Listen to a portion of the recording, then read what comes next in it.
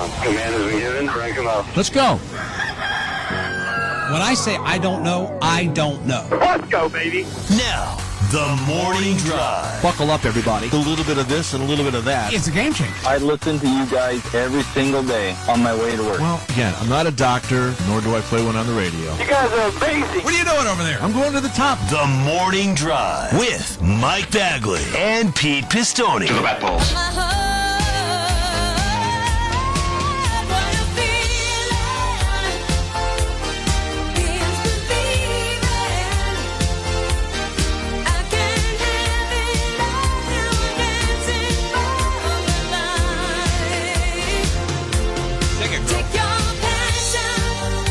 XM NASCAR Radio, Channel 90, live and on the air for this Tuesday, March 7th, 2023. Mike Bagley here in Del Marvelous Studio 1D. Pistol Pete Pistone's in the Faison Palace in Chicago. Sammy and Davey are in Studio 134 of the Beltway Bureau in our nation's capital. No split ends here, folks. We welcome each and every one of you to a TMDJ Tuesday. My playlist brings us to green, a little Irene Cara flash dance. What a feeling. Top of the morning to you there, Triple P. Good morning, Bagman. Good morning, everybody. Happy TMDJ Tuesday to one and all. And yes, what a feeling. Irene Cara, Flashdance, Jennifer Beals. That seems like forever ago. I saw that movie in the actual theater. Or as we say in Chicago, we went to the show. Do you guys say that?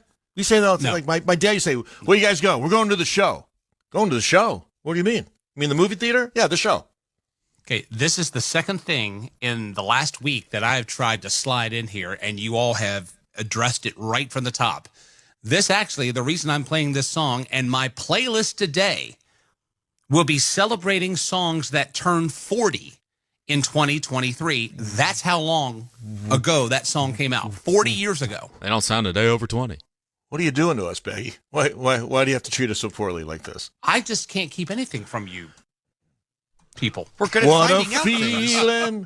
40. All right, so 1983? 83. Wow. I did that in my head. Thank you, Petey. Took you a minute to get there. Well, as I established yesterday, Sam, I have that Northern Illinois diploma, MAC school, no math involved. But I do remember seeing the movie in the theater. And when you think about it, it's kind of a bad movie. Had good music, obviously. It's kind of a bad movie. I think she worked in a steel mill, and she worked at night as a flash dancer, which wasn't an exotic dancer. I don't know what it was. But that was the steel worker by day, flash dancer by night, Jennifer Beals. I thought that was kind of like an aerobics type thing that she was doing. I don't remember. I have to go back and rewatch the movie. I don't know. Well, don't do that. I mean, you got a lot going on over there. Can't spend time watching Flashdance from 40 years ago.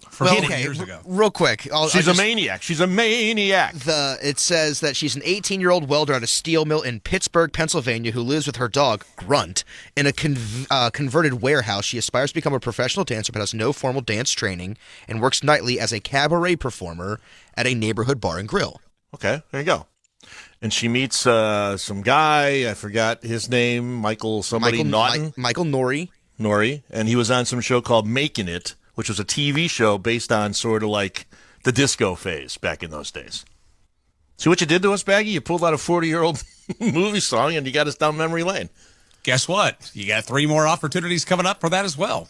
Wunderbar. I was going to choose the Michael Cimbello Maniac song, but I waved that off because we've got representation from this movie already. So I turned that away. What was with dance movies back in the 80s and 90s? That's all we had. But why? Saturday Night Fever. What was the That was the launch pad. What was the breakdancing movie? Electric Boogaloo. Electric Boogaloo was that what it was? Yeah, and it was all about breakdancing. Kids that breakdance, and breakdancing was a thing back in the day. People used to walk around with pieces of cardboard and just plop it down and start spinning around and dancing, right? They made a sequel called Breakin' 2 Electric Boogaloo, and it was made in 1984. So it fits with the time frame. Right. Exactly. Listen, we lived through a lot back then. What's the one you where guys don't even know? What's the one where they weren't allowed to? The town where they weren't allowed to dance. That would be Footloose. Footloose. When did Footloose come out here, real quick? I was going to say about 1984. Or was that Dirty Dancing? See, no, Footloose was the one where the kid moved to Utah John Lithgow was the preacher, and he wanted to stop the dancing. Yes. Kevin Bacon. Yeah. Yes. Yes. Baggy, That what are came you out doing in to us? That came out in 84, and then Dirty Dancing came out in 87. Y'all in these dancing movies back then, like, find something else. It's like Marvel movies. We didn't have a have dancing anything multiverse? else, Sammy. Yeah, We didn't have exactly. anything. Hell, we barely had cable. Listen, those days I'd be sitting around in my Zubas watching the Bears and going to dance movies. That's what I did in the 80s. The Zubas. Rough. Rough. All right, so that was one trip down memory lane. We got 3 more coming up. What else is going on this All morning, right. people? What do we got? We've got decent weather here. Spring is sort of like trying to come through, but it's going to be a little colder last week. So Friday, by the way, we got 0 snow. Remember last week I told you we're going to get maybe 4 to 8 inches? We didn't even get a flake here. Again, I'm not complaining, just saying they were a bit off. And it was warm over the weekend. It's going to be, I don't know, in the 40s this week, maybe a little snow on Friday. So it's that yin and yang, Baggy, of this month of March. And, of course, this weekend, spring ahead, we're going to lose the hour on Saturday night. That's right. Saturday night, clocks go forward 1 hour. And even though they don't change time in Arizona, we still have to change everything that we do while we're out there because we're based on East Coast time. So I get this in the fall when we lose the hour. Always before the Phoenix Cup race in the fall is when those clocks go back, turn it back an hour. Now, you're going to lose an hour this weekend out there at Phoenix Raceway. Weather-wise in Delaware, we have settled into a quite comfortable pattern. We had a couple flakes of snow this morning, a little clipper that just sailed on by. But we now are in the zone to where our highs are anywhere between 44 and 48, and our lows are anywhere between 29 and say 34. And that's it. That's all we get. That's our winter. Yeah. Now, we've had days in the 80s. We've had a couple days where we're high in the teens, but we've leveled out right now. And actually, they said that we could get like a little mixing. All we've had is like a rain-snow mix. We've not had a snowfall here. Mm-hmm. But one of our meteorologists on the local channel, Chris Sowers, top of the morning, Chris. Hope you're doing well. Hello. Which I'll ask you a question about him in a second. He has a unique thing that he does. But he says that this is probably winter's last gasp this week. I'm like, what? It's only March 7th. It's like normally we're good till the end of the month. Mm-hmm. So, and he's disappointed because he's the snow guy.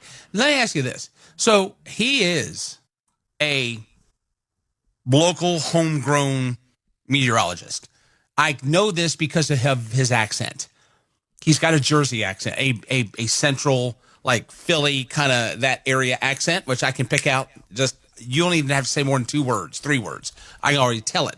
What do you make about the local people on TV with those local accents? A lot of times you got transplants coming in from all over the country. But what do you think about the local homegrown folks on the air that you immediately know as soon as that mouth opens where they're from? I like it because I love it. Because it makes me feel like, for me, well, they're one of us. When here in Chicago, when I hear that Chicago accent, they're one of us. And when I travel, like you say, in certain areas, when you turn on the television, kind of where you are because of that flavor and that local, whatever you want to call it, accent, tenor. I love it. Did you guys see that viral video, though, of the girl who was working, woman, I should say, who was working at in Boston or in New Hampshire? She was working in the Northeast, and she was working at the State House, and had to. I think she was in Boston, and made a comment to basically Boston, and was like, "Oh my God!" It was like if you look it up, there's like a viral video of this girl, a woman, a reporter who's saying that, and then reacts to her being like, "I can't talk like that. I have to get rid of the accent." She was mortified that it was so thick that she laid it on. It was pretty funny, actually. You know the one that when she has that rare moment of when she speaks, I don't want to say freely, but Linda Cohn of ESPN. Do you remember her?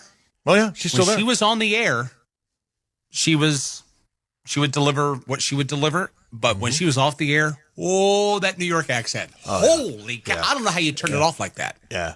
I do not know how you do Linda actually does some work for us at Mad Dog Sports Radio. She's over there every once in a while. So she's still there. What about local people who have signature sign-offs or signature sayings? Do you have anybody like that? Like, for instance, we had a guy here, and darn, I forgot his name, but he was the restaurant critic, right? And quite frankly, he was this guy who was a bit flamboyant, he wore a bow tie, and he went to all these restaurants, and then he would give you the review. James Beard, I want to say. So he would get done and he'd say, and that's my review of Shea Paul. Until next time, ciao, ciao for now. And he would go. It'd be great. That was like his sign off. I love that. I think James Beard is like the Michelin, is like equivalent to like Michelin star stuff. It's like, oh, they're a Maybe James it's a different Beard guy. Award Then. winner. I don't know. Then this is a different guy. It wasn't that guy. James trust me. Mustache, I believe, is what his name was. That's what it was, right? Some facial hair. Now we have another guy, Steve Dolinsky. He's the Hungry Hound. He's out there giving restaurants. I think that's a great gig. Going to restaurants and reviewing them on the air. That's a great gig. Yeah, but what if you take a bite of something that's bad, and then you don't want to give them you're not giving them a bad review. You got to be honest about it. Just like last week we talked about Yelp, right? So by the way, Saturday night was Michelle's night to pick the dinner. We wound up going to Bonefish Grill, which I think I told you guys at the break yesterday was very good. I wasn't quite that adamant when I got in there, Davey, but yes.